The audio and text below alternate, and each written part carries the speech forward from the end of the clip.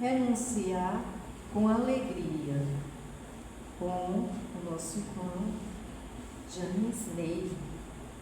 E vamos aprender mais e vamos pedir, de todo o coração, as internautas possam compartilhar, curtir, comentar. Estamos aqui aceitando sugestões. Não é? Seja muito bem-vindo e obrigada de coração por tudo.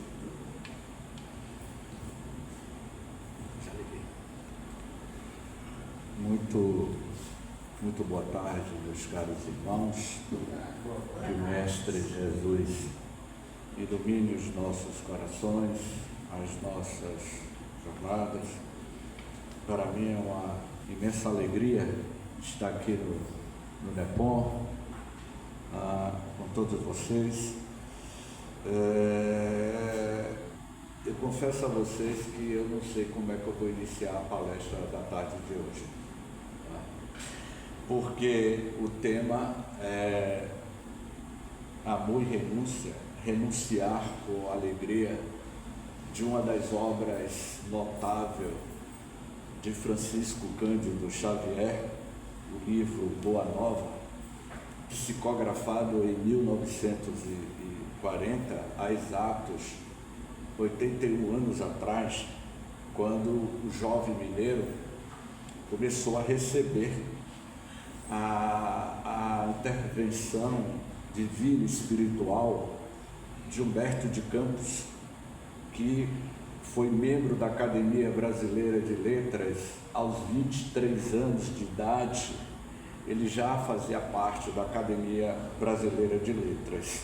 Então, o tema da tarde de hoje é a gente falar sobre amor e renúncia, mas eu não tenho como não lembrar de um dos maiores professores de oratória que eu tive em toda a minha vida, apesar de ter 64 anos, 64 primaveras, mas eu convivi com o senhor Elino Mota de Carvalho praticamente quase 10 anos da minha vida, no início da década de 80.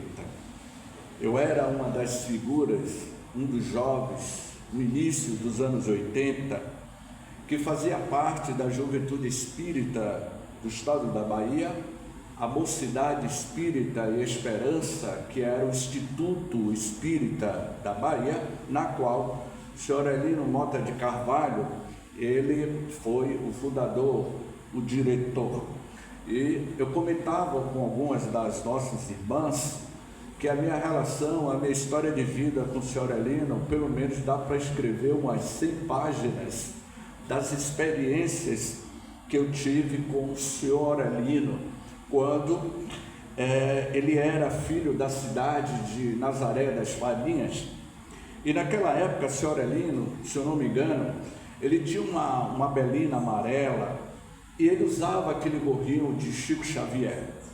Quando, um certo dia, ele disse para mim: meu jovem James, eu gostaria imensamente que você fizesse uma viagem comigo, você me levasse para a cidade de Nazaré. Eu gostava de andar com o senhor Aurelino, com o Carlos Bernardo Loureiro e outros, porque eu aprendia muito. E pelo fato de eu ter dirigido para o senhor Aurelino, lá para a cidade de Nazaré, praticamente uma semana depois dessa viagem que eu fiz como motorista de senhor Aurelino, porque naquela época eu era da UFBA, trabalhava no banco, mas finais de semana eu estava lá no Instituto Espírita da Bahia. E aí, quando podia, eu viajava com o senhor Aurelino dirigindo para ele, porque eu aprendia com ele. Foi quando, uma semana depois, ele parou com a sua belina ali na Rua da Independência, na porta do Instituto Espírita da Bahia, abriu o porta-mala do carro, tinha mais ou menos umas 8 caixas de livros, e ele disse assim: meu jovem James Ney, essas 8 caixas de livros espíritas é o pagamento que eu estou fazendo a você por você ter me levado lá em Nazaré. E ele me deu 100 livros espíritas naquela época. E dentro um desses livros espíritas tinha a foto de Francisco Cândido Xavier, o Chico Xavier, de 1957. E atrás da foto do Chico estava escrito o seguinte: caro querido amigo Aurelino Mota de Carvalho, com muita dedicação lhe ofereço essa carta e essa minha foto como apreço de gratidão pelo grande querido amigo que toca o meu coração, Francisco Cândido Xavier. E essa foto estava dentro do livro, dentro de uma das caixas que o senhor Aurelino me deu. E aí eu fiquei muito emocionado quando eu vi a foto. Uma semana depois eu procurei o senhor Aurelino. Senhor Aurelino, eu achei essa foto de Chico, uma foto de Chico, senhor Aurelino, para o senhor, que maravilha. Aí o senhor Aurelino, com aquela voz que ele tinha, né, disse: meu filho, estava dentro do livro? Estava. Estava dentro da caixa? Estava. Então é seu, é de presente. Até hoje eu guardo essa foto e tenho assim um preito de gratidão muito grande. Eu comentava com a nossa amiga que eu acho que depois de 10 anos, já tinha muitos anos que o senhor Aurelino já tinha desencarnado, eu me encontrava em uma jornada espírita na cidade de Irecê, e não existe nada pior para o palestrante em querer decorar palestra. Não façam isso em querer decorar palestra. E eu decorei a palestra, achava que estava tudo na minha cabeça. Lá na cidade de Irecê, era a minha primeira vez que eu estava visitando Irecê, quando eu subi na tribuna para falar, cujo tema era, não me lembro agora qual era o tema, mas me deu um branco. Não existe nada pior de você estar diante de uma plateia e lhe dar um branco. E quando me deu um branco, o primeiro nome que me veio à memória foi o senhor Aurelino Mota de Carvalho. Senhor Aurelino, me ajude. Maria Matilde, me ajude. Senhor Aurelino, eu aprendi a falar publicamente com ele. Ele era um intelectual, um dos maiores intelectuais espíritas que eu conheci em toda a minha vida, senhor Aurelino Mota de Carvalho e doutor Elzo. Doutor Elzo e Aurelino eram duas mentes brilhantes e a gente convivia com ele. Do outro lado tinha Maria Matilde, que era da cidade de Nazaré das Farinhas e era amigo de Aurelino. Maria Matilde só cursou o 4º ano primário. E quando eu estava lá em Irecê, me veio a imagem de Aurelino no lado esquerdo e do lado direito a imagem de Maria Matilde, os dois me ladeando, e disse: olha, da próxima vez você não decore texto, porque a gente não vai lhe ajudar mais. Então, eu tenho uma gratidão muito grande por esses espíritos amigos que nos acompanham. E quando eu cheguei hoje, e que eu fiquei sabendo que aqui é a biblioteca em homenagem a Aurelino, eu fiquei muito emocionado, né? Portanto, seu Aurelino era uma das pessoas que falava da essência do Evangelho de Jesus. Quando o amor esteve na terra, com a presença magnânima daquele Espírito que iria mudar a história da humanidade. Quando o amor esteve na terra, a presença daquele jovem, vai narrar Amélia Rodrigues. Jesus tinha aproximadamente 1,70 m de altura, cabelos cor de ambá, encaracolado. Ele tinha um magnetismo muito profundo. As pessoas que se aproximavam de Jesus eram envolvidas pelo seu campo gravitacional do amor. Em um determinado momento, Jesus iria afirmar: eu hei de vos enviar um Consolador prometido, e que esse Consolador vai revelar para a humanidade, até então, o que eu não posso falar. Então, Jesus já previa que em um futuro distante iria presentear para a humanidade o advento da terceira revelação, com o surgimento do Espiritismo para a humanidade. E geralmente eu digo que seria a terceira grande revelação, a terceira grande revolução, porque certamente foi uma revolução no século XIX. Portanto, com o advento do Espiritismo, que sacudiu as estruturas políticas, sociais daquela época, mais tarde, em terras brasileiras, iria surgir um garoto, um jovem de 17 anos, 22 anos de idade, o Chico Xavier, em Pedro Leopoldo. Aquele jovem aos 22 anos, ele começa a psicografar Parnaso de Além Túmulo. E esse livro, Parnaso de Além Túmulo, mexeu com os brios dos intelectuais daquela época, especialmente o escritor da Academia Brasileira de Letras, Humberto de Campos. Humberto de Campos, em vida, começou a fazer críticas de Humberto de Campos, de Chico Xavier.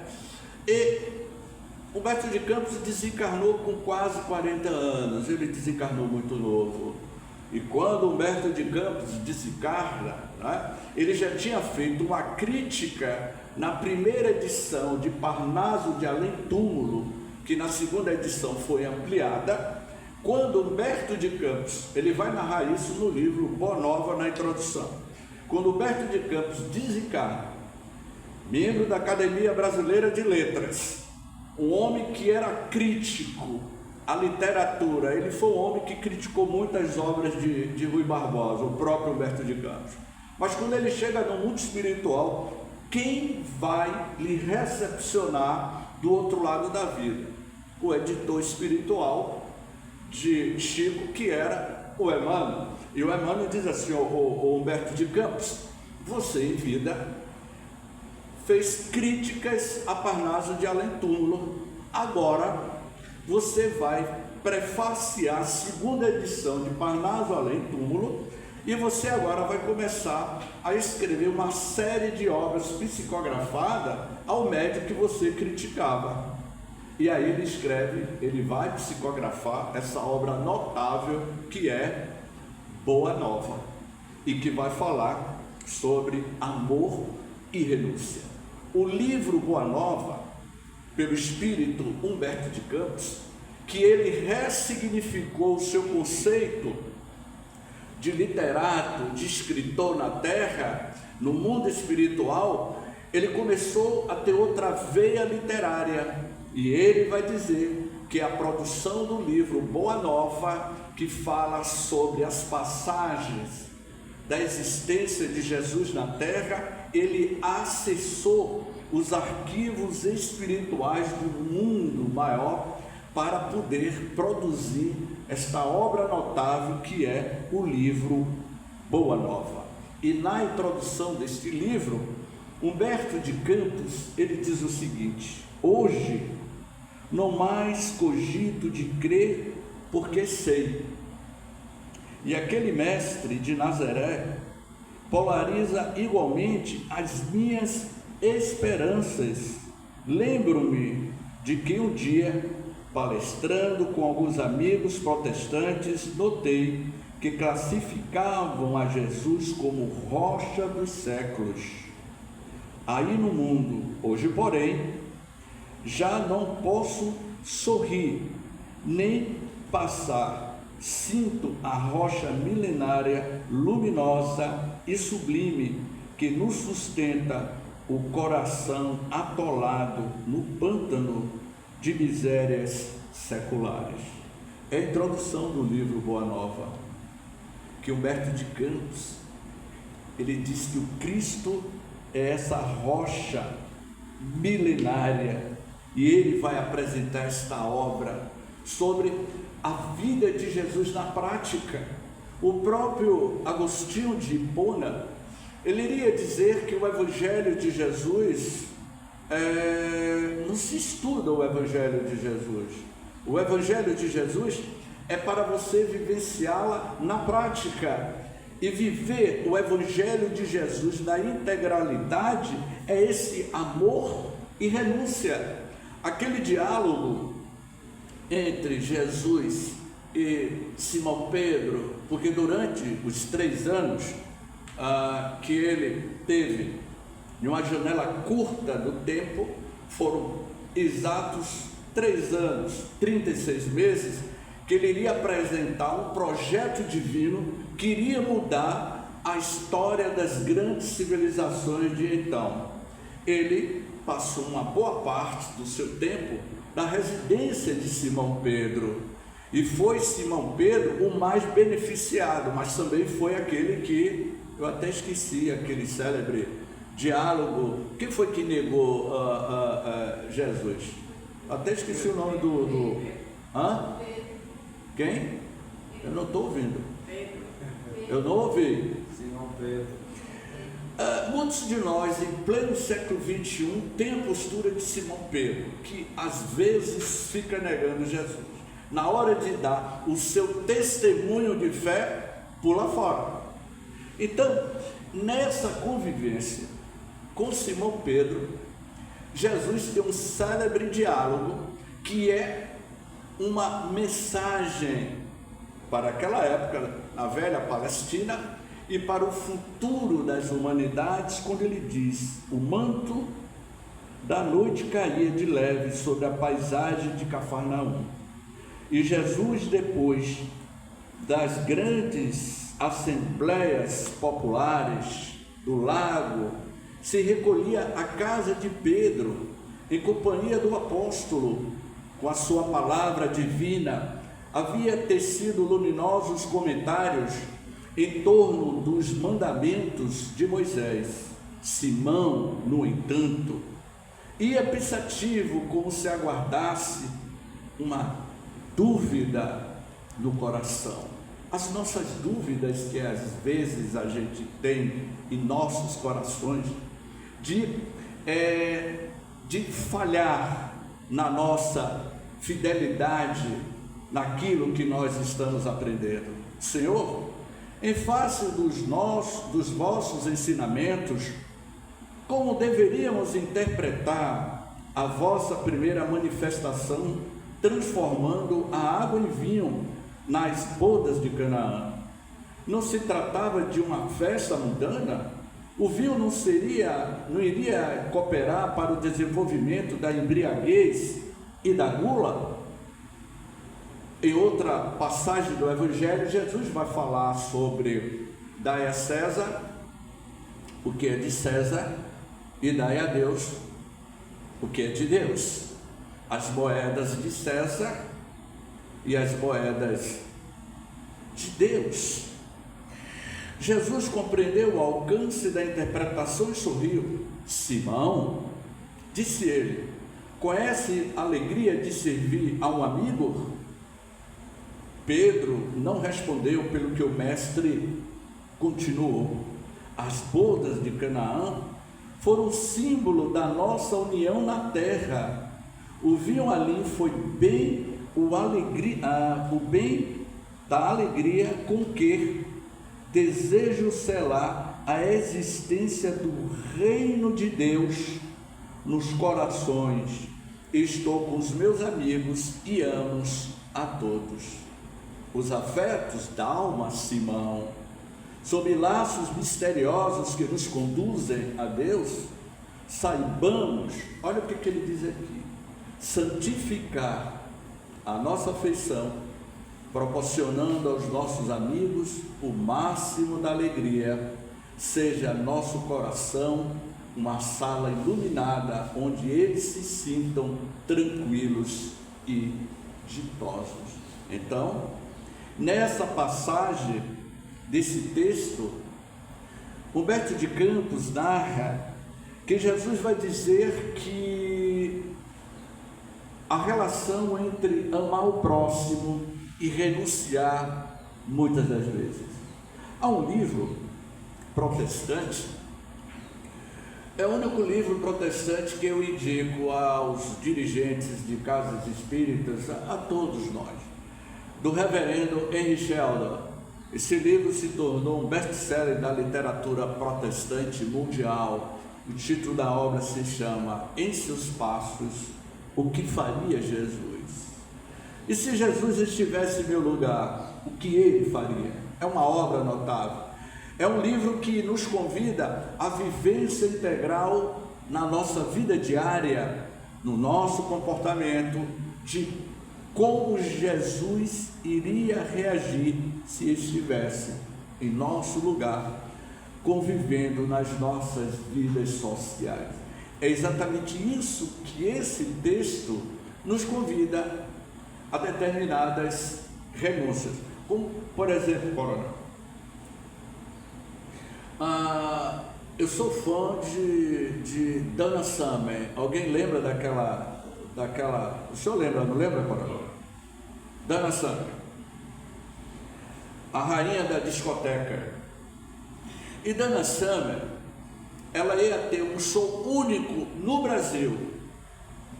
Aonde? Na Concha Acústica.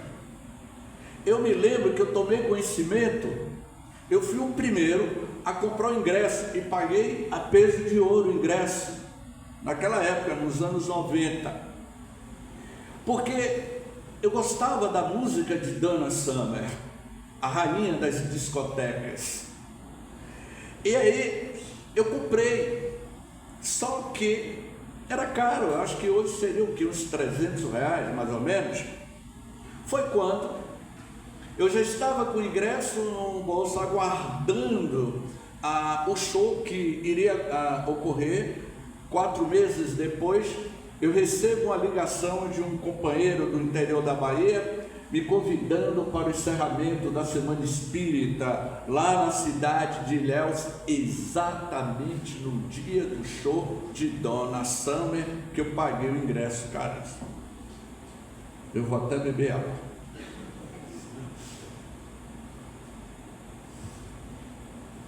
Não pode ser. No dia do show de Donna Summer? E agora? Um show único no Brasil. Eu paguei, hoje seria R$300. E agora? O que fazer? Dai a César o que é de César e dai a Deus. E vocês acham que eu fui dar a quem? Mas Donna Summer, eu acho que fizeram, sabe, coronel, de propósito. Me chamaram para o encerramento da Semana Espírita exatamente no dia. E eu tive que ir para a Semana Espírita, encerrar a Semana Espírita lá em Ilhéus, e perdi o show único de Donna Summer. Amor, renúncia. Você... Vendi o ingresso, mas eu queria participar. Então, o que eu estou querendo dizer que viver o Evangelho de Jesus, há momentos que você é convidado a ter tomadas de decisões. Quando ele diz assim: e como deveremos proceder quando os amigos não nos entendem, ou quando nos retribuem com ingratidão? Às vezes nós somos tidos como ingratos. Pedro, o amor verdadeiro e sincero nunca espera recompensa. O amor verdadeiro, Pedro, nunca espera recompensa. A renúncia é o seu ponto de apoio, como ato de dar, é a essência de sua vida. A capacidade de sentir grandes afeições já em si mesma um tesouro. A compreensão de um amigo deve ser para nós a maior recompensa. Todavia, Pedro, quando a luz do entendimento tardar no espírito daqueles a quem amamos, deveremos lembrar-nos de que temos a sagrada compreensão de Deus, que nos conhece os propósitos mais puros, porque viver o Evangelho do nosso Pai, Pedro, é verdadeiramente uma grande renúncia à busca da nossa transformação interior. Em outra parte desse capítulo, de como renunciar em benefício do próximo.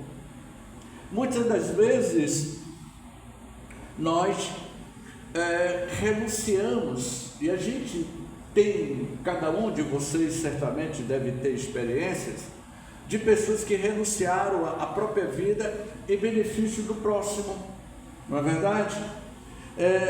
O Evangelho continua, mestre, estando o apóstolo a ouvi-lo atentamente, não pôde condenar os laços de família, mas coloca acima deles o laço indestrutível da paternidade de Deus, o reino do céu. No coração, Pedro, o reino do céu deve ser o tema central de nossa vida, com renúncia ao próximo. Tudo mais é acessório.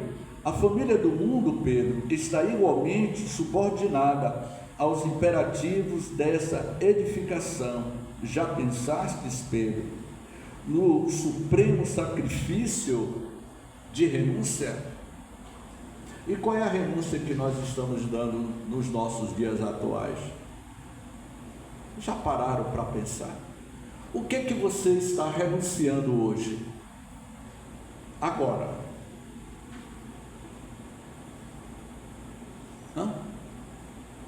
O que eu estou renunciando de fato? Todos os homens sabem conservar, são raros os que sabem privar-se. Na construção do reino de Deus, chega um instante de separação que é necessário, e saiba suportar um sincero desprendimento. Aqui ele está falando sobre a partida de algum ente querido nosso. E como é que a gente está lidando em ouvir de um médico: olha, meu amigo, sua mãe, a minha análise, ela não vai sobreviver muito tempo. A gente tem que estar preparado psicologicamente para deixar ir aquele ente querido nosso, que muitas das vezes, ao longo de uma vida, nós criamos afetos, afetividade, principalmente com a mãe.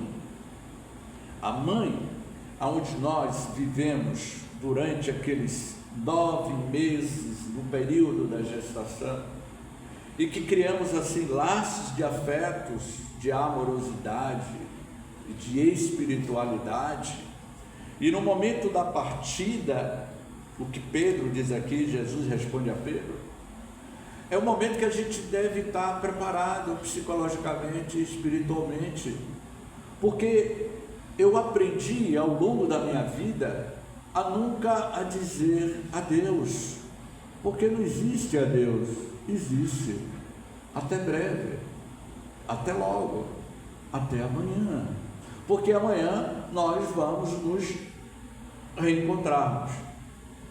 No momento, a pessoa é espiritismo, trabalhando no tempo, assim, se não tiver um amadurecimento espiritual, você não consegue vencer.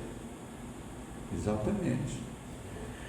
Eu vi muito isso no período da pandemia.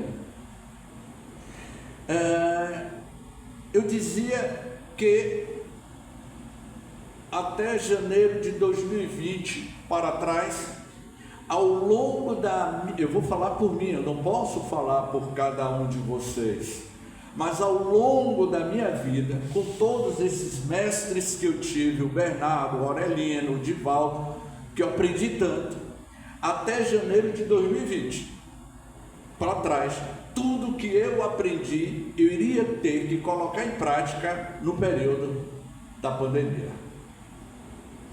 Eu me lembro que o lockdown planetário também foi um lockdown moral e espiritual. Foi ali que a humanidade teve que rever os seus conceitos de humanidade, de tentar colocar em prática tudo que a gente aprendeu. Eu me lembro que a gente estava em lockdown, eu liguei para um grande companheiro do movimento espírita na Bahia, eu disse: olha, meu amigo, agora a gente vai ter que ressignificar o nosso comportamento, porque tudo que a gente falava publicamente, nos congressos, nos eventos, agora a gente vai ter que colocar em prática nesse período da pandemia. E foi ali que eu vi amigos espíritas, dirigentes de casas espíritas, partirem para o mundo espiritual. Naquele período, nesse amor e renúncia em dar esse testemunho de fé, eu me lembro que uma amiga nossa, por questões éticas, eu não vou citar o nome dela e dele, duas lideranças espírita aqui na capital baiana, estava entubado entre a vida e a morte, e uma delas me disse depois, 2 meses entubada, James, durante o período que eu estava entubado, eu vendo as pessoas morrendo, eu disse para mim mesmo: se for da vontade do Pai, eu irei tranquilamente. Ela estava muito serena diante daquela situação em que ela se encontrava, onde ela estava em uma enfermaria, onde as pessoas estavam morrendo, e ela disse: James, eu me preparei psicologicamente e comecei a vivenciar lá no leito tudo o que eu tinha aprendido ao longo da minha vida. Eu procurei manter a serenidade, não entrei em desespero, procurei rememorar tudo que eu aprendi ao longo da minha vida. Essa nossa amiga, ela me fez esse relato. O outro amigo mandou pelo WhatsApp preces. Ele estava desesperado: eu não quero morrer, não me leve. Ele evocou todos os orixás dos terreiros de Umbanda, ele evocou todos os mentores dos centros espíritas do estado da Bahia, porque ele disse que estava com medo de morrer, que ele não queria morrer. E eu conhecia ele como dirigente de uma instituição espírita aqui na região metropolitana de Salvador. E aí eu coloquei as minhas barbas de molho, porque disse: opa, porque de repente pode ser eu, e como é que eu vou dar o meu testemunho de amor e de renúncia no momento em que eu ser contemplado pelo o coronavírus? Portanto, é nesses momentos que Jesus nos ensina renunciar, viver o evangelho de Jesus. Eu vou tornar a repetir. Agostinho de Hipona diz, o próprio Agostinho, ele foi um jovem temperamental, filho de Mônica, que mais tarde se tornou Santa Mônica. Agostinho de Hipona, com a mesma idade de Jesus, aos 30 anos de idade, ele era um bom vivant. E quando ele teve contato com as epístolas de Paulo, ele começou a estudar as epístolas, ele começou a rever o seu comportamento diante da vida e dele mesmo. E ele iria dizer: o apóstolo Paulo está ressignificando, eu que estou colocando a palavra ressignificar, o apóstolo Paulo está mudando a minha vida íntima. Viver as epístolas de Paulo, vivenciar as pegadas de Jesus e ser espírita é para poucos. Ser espírita e vivenciar a doutrina espírita é para poucos, porque muitos são convidados para trabalhar neste reino em litígio, porque trabalhando nesse reino em litígio que é o planeta Terra, há uma necessidade de muita renúncia. Em uma das nossas viagens com um companheiro espírita que já esteve aqui no Nepom, nós estávamos indo para Morro do Chapéu, eu e ele, dentro do carro, e a gente falando dessas nossas renúncias.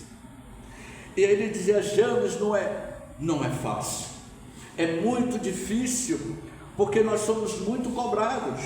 Eu me recordo, alguns anos atrás, aproximadamente há 20 anos, eu fui diagnosticado com depressão. E quando o médico disse que eu estava com depressão, eu disse: doutor, eu não estou com depressão. E aí o médico dizia: o senhor está com quadro depressivo. Doutor, eu não estou com depressão. E aí ele me passou o tal do ansiolítico.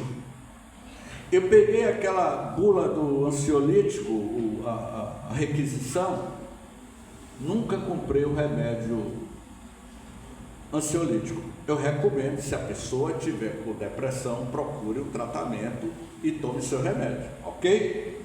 Mas no meu caso, eu disse a ele que eu não estava, porque eu achava que eu não estava. Foi quando eu procurei, na época, Divaldo.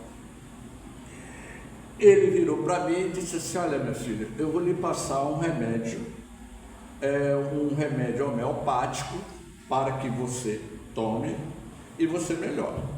O que você tem, gente? Mas, tio Divaldo, quando eu chego em casa, após uma palestra, as pessoas vêm e falam comigo, é um tapinha no ombro, parabéns, James, pela sua palestra, o meu ego fica cheio, mas quando eu chego em casa me bate uma tristeza, uma introspecção, eu fico depressivo depois das palestras. O que é que eu devo fazer? Ele virou para mim na época e disse assim: olha, meu filho, eu vou te ensinar algo. Seguir as pegadas de Jesus precisa ter muita renúncia. E aprenda que o público para quem você está falando não tem, são pessoas que ali estão para ouvir a sua mensagem. Esse é o seu problema, você tem que resolver o seu problema com você mesmo, mas o público não tem nada a ver com o seu problema. Mas eu fico mal, problema seu, resolva com você mesmo. Mas quando você estiver falando, fale com alegria. O Evangelho de Jesus tem que falar com alegria. Mas eu estou doente emocionalmente. Resolva o seu problema pessoal. Isso é a busca dessas verdadeiras renúncias, da gente realizar aquela catarse interior, daquela mudança interior de dentro de cada um de nós, porque amanhã, como disse João da Cruz, um místico espanhol, João da Cruz, que foi contemporâneo de Teresa d'Ávila, ambos diziam a mesma frase: a noite escura da alma. Essa noite escura da alma, na qual João da Cruz se referia, é o momento do autoencontro que você vai ter com você mesmo. É o momento que você vai fazer uma retrospectiva da sua consciência. Para finalizar, amor e renúncia, a vivência do Evangelho na nossa vida, e que somos constantemente convidados a colocar em prática o que estamos aprendendo. Eu me lembro que no ano de 95, eu era dirigente do departamento doutrinário do Humberto de Campos, quando, naquela época, eu era responsável por convidar os palestrantes, de montar a programação.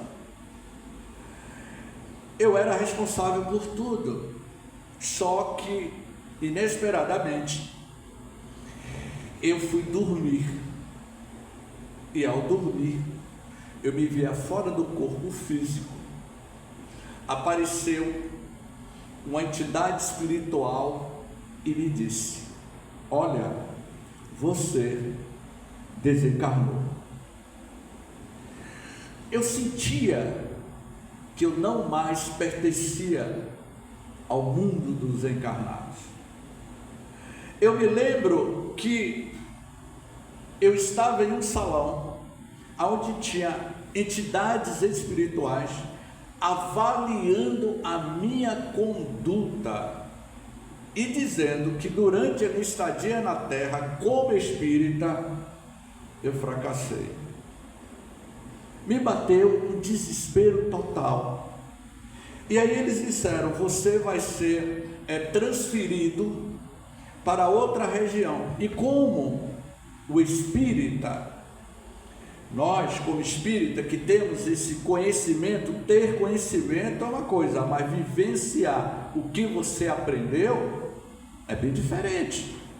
Eu tinha todo o conhecimento do mundo espiritual, das câmaras de retificação, essa coisa toda, e isso começou a vir à minha memória. A minha lembrança foi quando eu cheguei em uma casa, era uma casa muito simples.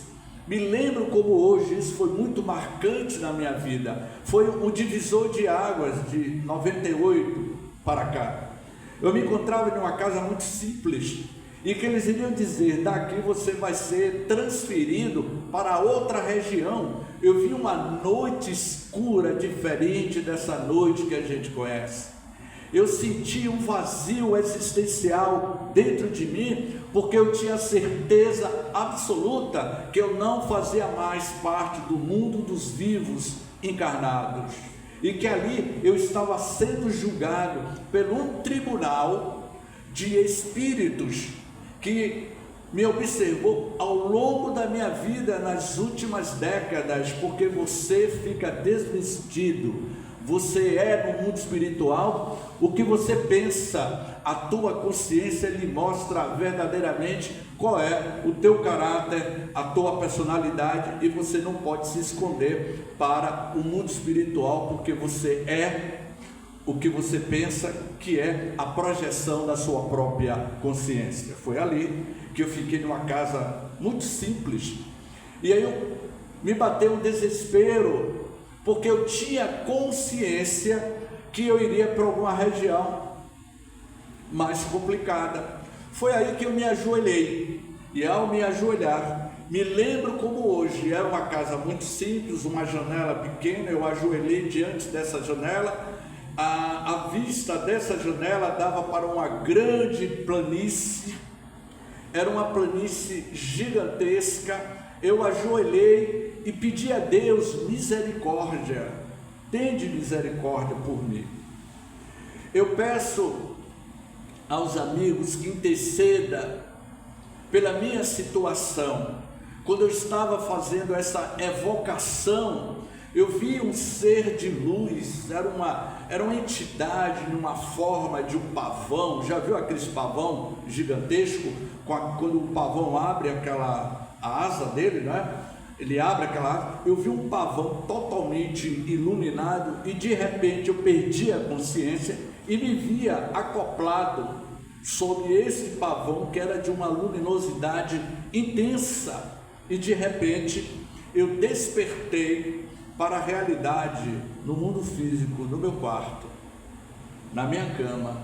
Quando eu olhei, eu vi meu guarda-roupa, eu vi os objetos dentro do quarto, me toquei e disse: eu estou vivo. Esse dia em diante, eu comecei a ver o mundo completamente diferente. Eu concluo dizendo o seguinte: o que Francisco de Assis falou, amor e renúncia, é uma lição diária na nossa vida existencial na Terra, porque essas experiências oníricas, quando temos contatos com o mundo espiritual, é como lição de você rever o comportamento que você está tendo na Terra. Amor e renúncia é o que Madre Teresa de Calcutá realizou. Amor e renúncia. Irmã Dulce, quando salvou João naquele incêndio do ônibus. Amor e renúncia é o nosso querido Chico Xavier, que renunciou muitas coisas da sua vida em benefício do próximo. Amor e renúncia é o que o nosso querido Divaldo muito realizou pela humanidade. E você que está nos assistindo, tem renunciado em benefício do próximo? Gratidão.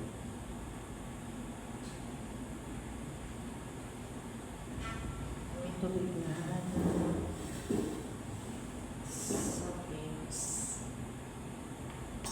a agradecer. E só lembrando, estamos aqui sempre aguardando as suas orações para os enxovais, para as cestas básicas, para os assim. Falta 10 minutos ainda, né? Acho que ainda tem mais 5 de pressa para fazer um. Aqui na sua fala, eu vejo muito no movimento espírita, nas obras principalmente, nas leituras, uma preocupação muito grande com o espiritual, com essas zonas de sombras, umbral, e as pessoas criam tantas, ou seja, assim, como se fosse cenários, né, de vivência, e esquecem de viver o presente. Comparado com o que eu vejo nas obras, nós estamos no umbral. É hora da mudança aqui encarnado. Mudança de pensamento, comportamento, renúncia de algumas coisas que nós fazemos no dia a dia, mas não quero renunciar, ódio, rancor, inveja. Aí quer partir, chegar no mundo espiritual porque sou espírita, levando toda essa bagagem que era para ser mutada aqui. E parte desprendido, porque o mais importante na partida é você parte desprendido. Aí quando chegou no espiritual, fica pedindo apoio, não sei o que, me ajuda, como se tudo está no seu espírito, no espírito, o espírito em si, que levou essas mensagens. Então, a retórica de utopia, a vivência é aqui. Existem muitas falas bonitas, palestrantes, pessoas e tal, mas com os corações cheios de mal. Porque não é maldade, cheia de tanta. Como é que são pessoas? Tanto que a literatura espírita mostra, tanto evangelho como os espíritos que chegam no mundo espiritual carregados de uns esperando morrer no céu, os anjos, e o espírita pregou tanto, mas esqueceu que está tudo na sua cabeça, as maldades, os pensamentos, que começa na casa espírita. Pessoas que fazem trabalho mediúnica, a rodada de assistir, brigas no médico, vai ver, gente, onde é que está a renúncia, a paciência, o entendimento, para quê? E ficam até inimigos, viu? Sai inimigo, não, sai inimigo, não. Olha, você abandonou uma casa, você tem outra casa, por que não buscou aquele momento de renúncia, de reencontro que você fazia aqui presente? Aí fica aguardando uma outra reencarnação, como é que agora? Eu todo dia faço uma reflexão comigo de pensamento. Esse pensamento não é meu. Eu quero ter maldade, eu não quero ter raiva, eu trabalho comigo mesmo. Eu tenho certeza que quando eu partir, de uma hora para outra, hora para o infartor e tal, eu quero chegar lá simplesmente. Agora não, eu sou carregada, cheio de ódio. Eu vi agora na partida de Vivaldo, pessoas do movimento espírita, que disse que tinha raiva de Vivaldo. Raiva de meu Deus do céu, como é que pode isso, rapaz? A forma que Vivaldo fez uma opção para a questão política, não sei o que mais lá. Eu olho da pessoa, fico chateado com a pessoa. Não distante. Tem que esperar desencarnar para entender isso? Não, tem que ser feito aqui, agora. Esse é o que eu penso, eu observo hoje, pelo tempo de vivência, não é de conhecimento da doutrina em si. A doutrina me dá o suporte, eu não sou tão inteirado na doutrina dessa forma, mas eu hoje tenho essa consciência para mim. E a minha contribuição, quando eu vejo as pessoas preocupadas muito com o umbral, com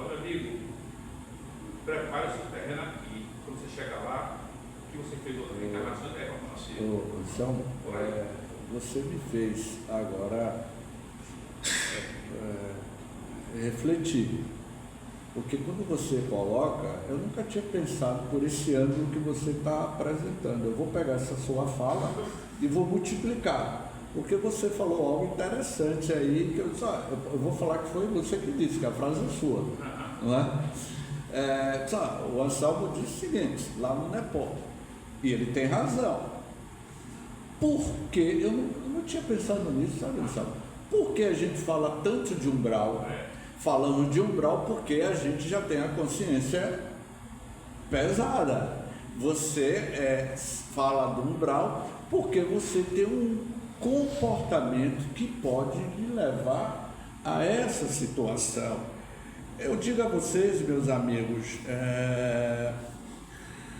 nenhum de nós somos perfeitos.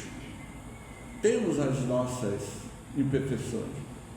E a gente tem trabalhado muito, muito mesmo, com cada um de nós, porque não é fácil. Essa semana, eu moro em Salvador e moro na ilha de Itaparica, finais de semana eu estou em Itaparica, então eu pego muita lancha ali, ali no comércio. Olha, eu vi uma cena, eu fico perguntando assim, e se Jesus estivesse na fila da lancha para ir lá para Mar Grande, o que Jesus faria com aquele vendedor de bilhete no guichê? Se Jesus fosse diretor de uma emissora de TV, o que Jesus faria? Se Jesus fosse o responsável pelo quartel militar aqui no estado da Bahia, o que Jesus faria?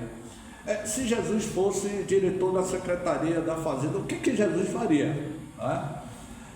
Está lá no livro que eu indiquei a vocês, em seus passos, o que faria Jesus. E aí eu estava na fila, sabe, Anselmo? E eu ia perder a lancha das 4 horas, eu cheguei faltando 15 minutos e tinha uma fila de idosos, encostada à parede, uns 10 idosos, e o rapaz do guichê mandou que eu passasse na frente deles. Eu comprei o bilhete e fui para a lancha. Aqueles idosos estavam ali. Eu disse, mas por que aqueles idosos estão esperando a lancha lotar para depois atender aqueles idosos? Deveria ser o inverso. Então, o que eu comentava essa semana lá no GEPEC, e que eu falava sobre o valor terapêutico do perdão, eu dizia, meu amigo Anselmo, nós estamos em uma relação muito fria, as pessoas estão muito frias, sem sentimentos, sem um vazio existencial. Eu concordo ipsi litere com o que você falou, é isso. Por uma questão ética, eu não vou falar o que eu ouvi de Divaldo. Eu tenho amigos que, por favor, não confunda as coisas. Eu conheci ele, eu convivi com ele muitos anos.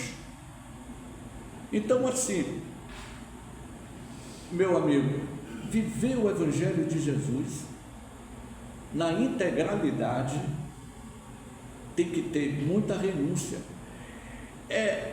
Ele sabia, Jesus sabia o que iria acontecer com o futuro da humanidade, quando ele disse: haverá falsos cristos e falsos profetas, muitos serão chamados, mas nem todos serão escolhidos para entrar no reino dos céus. Muitos entram à casa espírita. Agora eu vou lembrar o nosso querido Deolinda Amorim. Eu não conheci Deolinda Amorim, mas Aurelino trocava cartas com Deolinda Amorim. Mas Deolinda Amorim, ele escreveu o livro Espiritismo e os Problemas Humanos em 94, que Deolinda Amorim dizia o seguinte: muitos tarefeiros espíritas entra na casa espírita, mas o espiritismo não entra no coração da pessoa.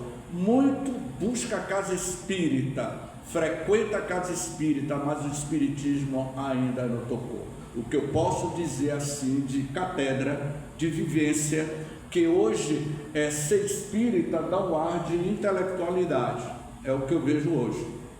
bem diferente da época de seu Aurelino e de outros.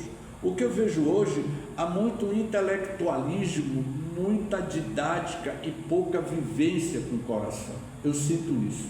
Não é? Então, meus queridos irmãos, a mensagem da Boa Nova de Jesus é para aquecer o nosso coração e não deixar que nosso coração fique como se fosse uma pedra de gelo.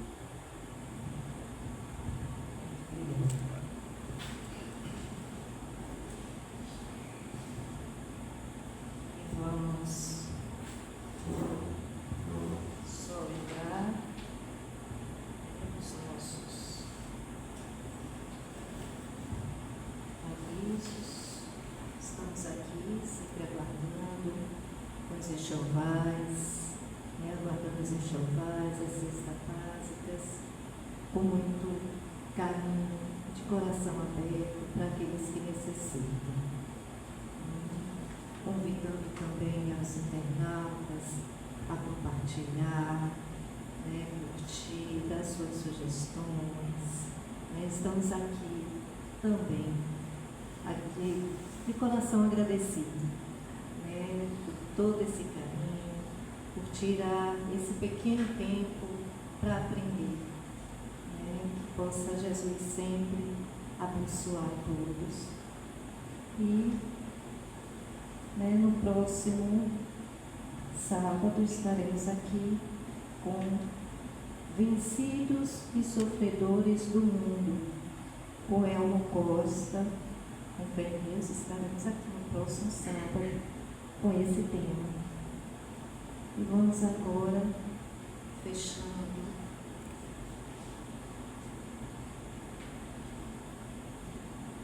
Estamos aqui, Senhor. Só temos a agradecer.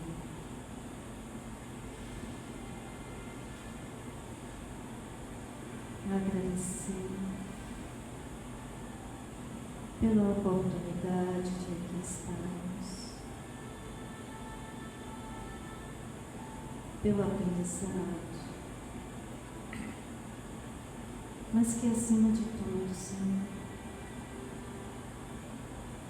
possamos nos esforçar para levar esse conhecimento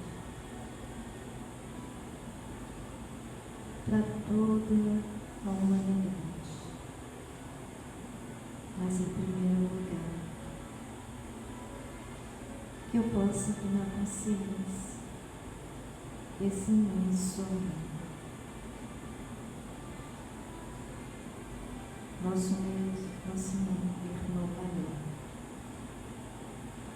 chegou para todos nós e diz: vós podereis fazer tudo o que eu faço, e muito mais. E como nós estamos,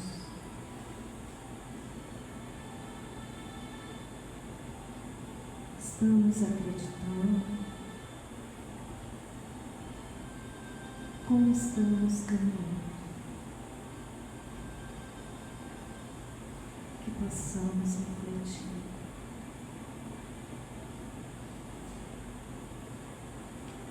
Nada te perturba, nada te espante, tudo passa,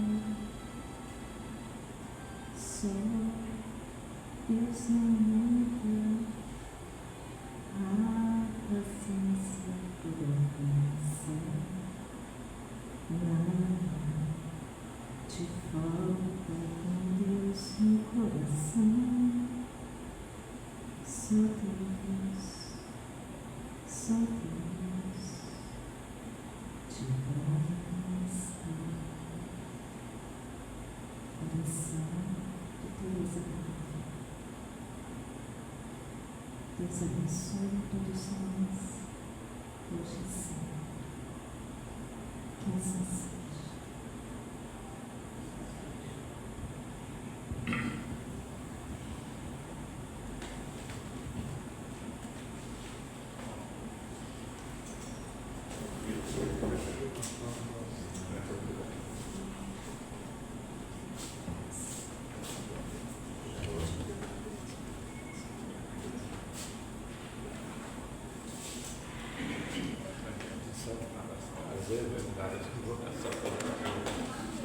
seja. Eu moro na ilha. Eu trabalho aqui, eu trabalho lá na base, na nossa Base individual.